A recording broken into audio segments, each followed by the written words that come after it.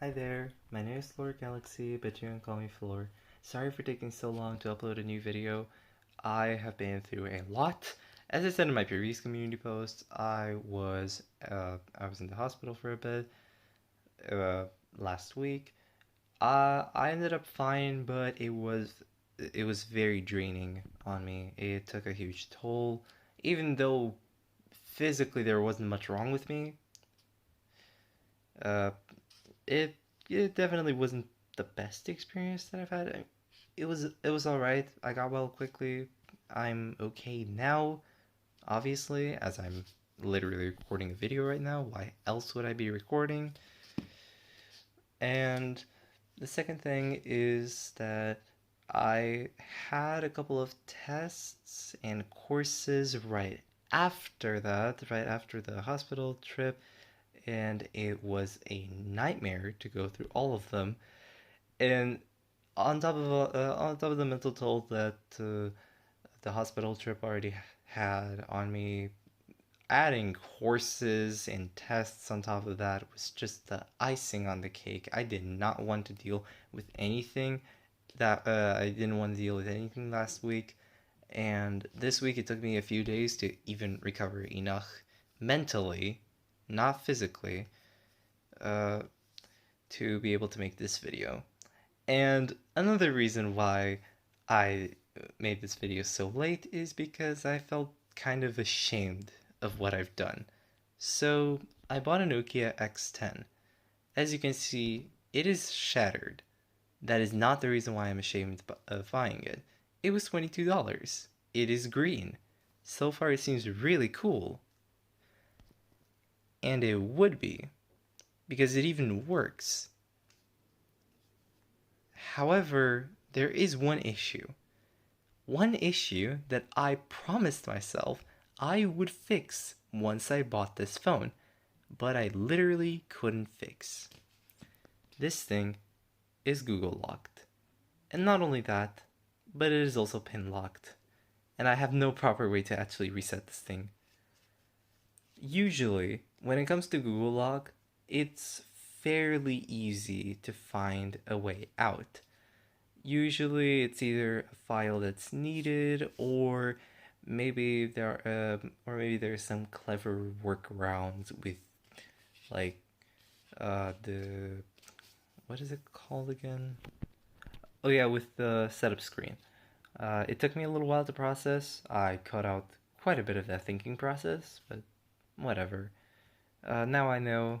You can do some fiddling around with the setup process on especially older versions of Android. I've done that on the Motorola G5S, and that is how I managed to fix it while also managing to not completely brick it or add new files or make it take way longer than it needed to be.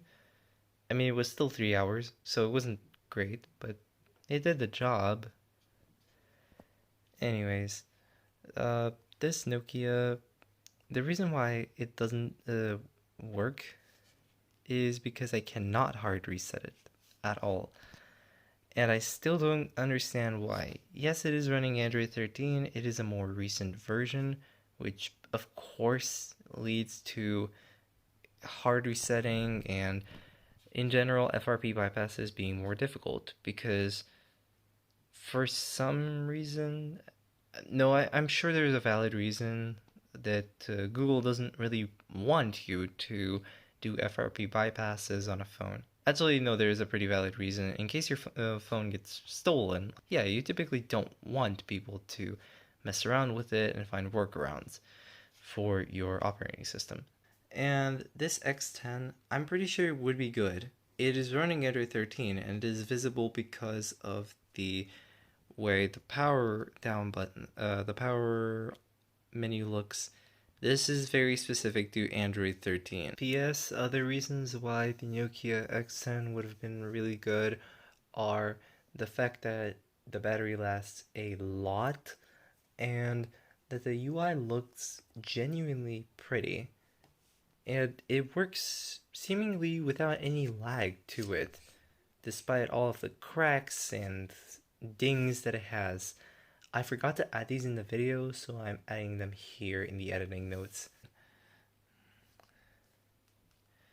And the worst part is that you can't even make emergency calls unless you have the phone unlocked, which is very concerning. It isn't the greatest thing that they could have added. This is most likely a bug, and probably one they did patch, but since this one is on airplane mode on at I think all times, it's gonna be pretty difficult to work around with this thing. However, I will try to find ways to get around the weird restrictions of this phone specifically. Probably by turning off airplane mode. Maybe not. But I will try, just like I tried with the K8. Hopefully it won't fail. Hopefully it doesn't have weird quirks with the micro USB port. I mean, it doesn't have one, but the K8 did, and it did have those quirks. Which was, as you probably guessed, extremely annoying to deal with, since the charging worked just fine, the data didn't. Let's hope this is not the same. Let's hope this is. Let's hope that this will actually work all right. And of course, I'm gonna try fixing it just on the phone directly before messing with any files. This is what I did with the K8 as well, and this is what I will do with this thing as well. The K8 had a corrupted motherboard, so there wasn't really much to brick, but for this thing there is genuine risk. This thing still has working innards, and the outside look of this thing is not great. I mean, from the back it looks decent enough, but from the front, yeah, it does not look good. So if I want a singular chance at ever getting my money back, I cannot afford to brick this thing. Plus, I want to use this thing eventually, so bricking it will genuinely upset me. I mean, I'm already a bit upset that I couldn't fix this in time for a video, but whatever. I have had this happen before, like with the Motorola G5S. I did have to fix it a few days later, since that's when I actually had time and energy, and most importantly, resources to do so. So I will try, and if I can fix it, I'll give updates. But if not, then it will remain like this. Which isn't actually too bad for my next phone collection video. It will still be presentable. And speaking of which, that phone collection video will likely come out in early June or late May. And also another thing that I forgot to bring up, the reason why I'm doing phone collections and smartphone collections and just big collections in general so rarely nowadays is because the more phones I get, the more tiring the production will be. So I want to give myself the proper breaks that I can before uploading a new smartphone collection video. It will be worth it, I know that, but it would also be very overwhelming, and there is no doubt about it. Thank you for understanding. If I want to do this in late May, I can only do it tomorrow or Friday. If I want to do it in June, I can do it Saturday or Sunday. So, I want you guys to pick. Do you want the phone collection to be posted in late May and have it posted as smartphone collection as of May 2024? Or do you want it to take place in early June so it can be posted as smartphone collection as of June 2024? And yes, I did say that I'm bringing all of the smartphones out again. This will be a nightmare, but whatever. It's not that bad. I have free time, I suppose. It will go all right. I'll be tired, but it will be worth it. These things are really these phone collection videos, they're really fun to look at after I finish them, and sometimes they're even fun to produce. I'm gonna be honest. I mean, otherwise, why would I be on this channel still? That would make no sense, but yeah, here we are. I actually have a pretty positive outlook on this channel and this phone and just in general my hobbies so far. However, that's only because I know that I've learned lessons as a result of the mistakes that I've made. This was a mistake, possibly, but I'm going to assume that it was just for the sake of this video because there will be scenarios where someone actually makes this mistake uh, and they don't really have a possibility of undoing it. So, a couple of lessons to be learned from the mistakes that I have made so far. One, do not overspend on phone lots. I have overspent on the very first phone lot that I bought. Of course, I never did that again afterwards, but $100 on 11 phones definitely did not feel good to spend at all. Even if they were all functional, it still felt very wrong. Number two, be really careful with listings. If they are vague about what the phones do, especially if they say something like some of these phones work, be really careful with that one because it's likely that none of the phones work and the ones that work are boot looping. Another editing note, real quick, to add. Obviously, just because a listing doesn't have all of the phones functional in the phone lot does not mean that they'll automatically have no functional phones in the phone lot.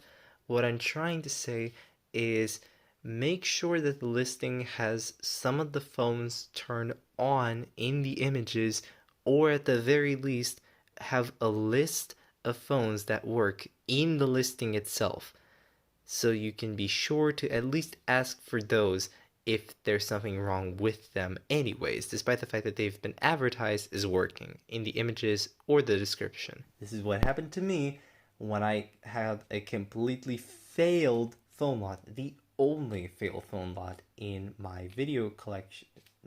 No, not video collection. The only failed phone lot that I have in my uploads, by the way. And the third lesson has to do with this thing, and I'm sure that I'll be able to fix this in some way or another, but don't be arrogant with how much you can actually fix. This is what has led me to be unable to fix this thing in time. I'm sure that there are ways around this, and I will probably find them in either the next few days or the next few weeks. However, I was a little bit I will definitely edit this out. I was definitely too arrogant, and instead of thinking that, hey, maybe this won't be as easy as it may seem, because the owner has specifically said that they have tried to fix this and it didn't work. Maybe they were onto something. But I didn't listen. I thought it would be just as easy as fixing a Motorola G5S reset screen. But it clearly wasn't, since I wasn't even able to get to that reset screen at all. And while my mistake is most likely completely reversible, I will probably be fine. I don't think there is much damage to be made by this thing existing in my phone collection. I mean, it's a cool phone, it powers on, it is green, it'll probably do just fine in my phone collections, especially in my Nokia phone collection. As this thing looks sick, frankly. I love the design. However, sometimes there won't be as many positives to come with it. Sometimes there will only be negatives. I'm still working on making something for the 1M9s, so don't be surprised if you don't see an update on that one just yet. However, with all of that rambling aside, I think I made my lessons pretty clear. Don't overspend, be careful with listings, and don't get arrogant. Now you may be wondering, who are these lessons for? They're for my viewers, obviously, but which type of viewer? I mean, just about anyone who wants to shop on eBay or OLX or any other site like it, but I feel for my audience specifically, The people who collect phones and want to work on collecting and repairing phones and trying out new things. I feel like for this audience, this message is extremely important.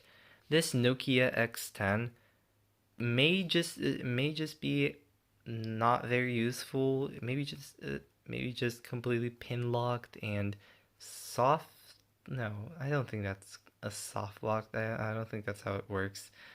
But what I'm trying to say is, it probably doesn't do much in the eyes of anyone else. But in my eyes, I think this thing is a very valuable lesson for me and for the audience.